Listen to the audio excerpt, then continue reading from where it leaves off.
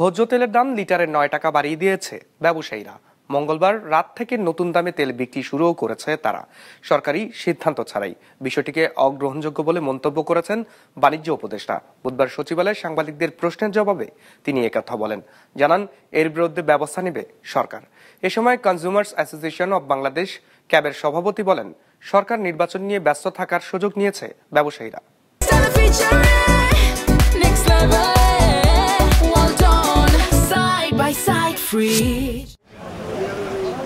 কোনো ঘোষণা ছাড়াই নীরবে বেড়ে গেছে সয়াবিন তেলের দাম। বোতলজাত সয়াবিন তেল লিটার প্রতি 9 টাকা আর খোলা সয়াবিন তেলের দাম 5 টাকা বৃদ্ধি করেছে আমদানিকারক ও বাজারজাতকারী প্রতিষ্ঠানগুলো।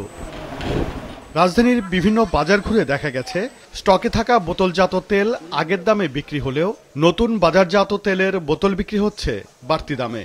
আমাদের কাছে এখনো আগের রেটের কিছু তেল আছে, ওগুলাই আমরা সেল করতেছি। আর নতুন রেটের যেগুলো আসছে কোম্পানি বলতেছে, কিন্তু আমরা রাখতেছি না, কারণ পুরানটা শেষ করে নতুনটা তারপরে রাখবো। 378 মাইনাস 396, 18 টাকা বাড়ছে, 2 লিটার 18 টাকা বেশি। এ বিষয়ে সচিবালয়ে সাংবাদিকদের মুখোমুখি হন বাণিজ্য উপদেষ্টা।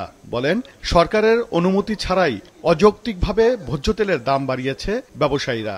এ বিষয়টি অগ্রহণযোগ্য বলে মন্তব্য করেন তিনি। ঘোষণা দেন এর বিরুদ্ধে ব্যবস্থা নেয়ার। সবাই সামগ্রিকভাবে একত্রিতভাবে করেছে। 20 টাকা কমে আমাদেরকেই তেল দিয়েছেন। বাজারে 20 টাকা বেশি দামে তেল দেওয়ার কোনো কারণ, আমি তো যৌক্তিক কোনো কারণ খুঁজে পাচ্ছি না।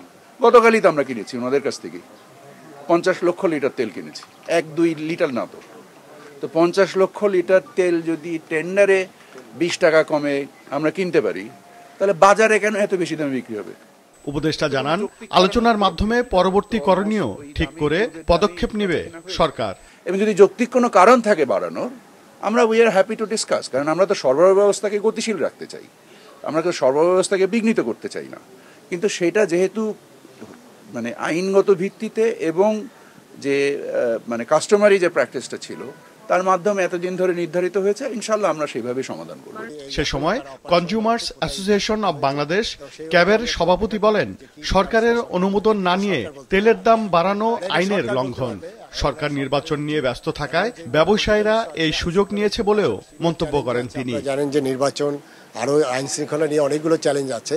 সেখানে আমার কাছে যেটা মনে হয় যে এসেনশিয়াল কমোডিটি এই বাজার ব্যবস্থাপনায় হয়তো বা আরেকটু বেশি ফোকাস করা উচিত। বিশেষ করে মনিটরিংটা আমি লক্ষ্য করেছি ইদানিং যে মনিটরিংটা খুব বেশি আপনার সারফেসে আসছে না।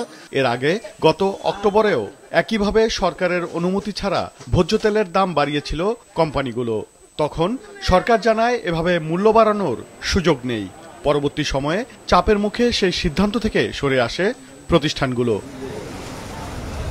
উবাইদুল কবির, বিজনেস রিপোর্ট, মাছরাঙা টেলিভিশন।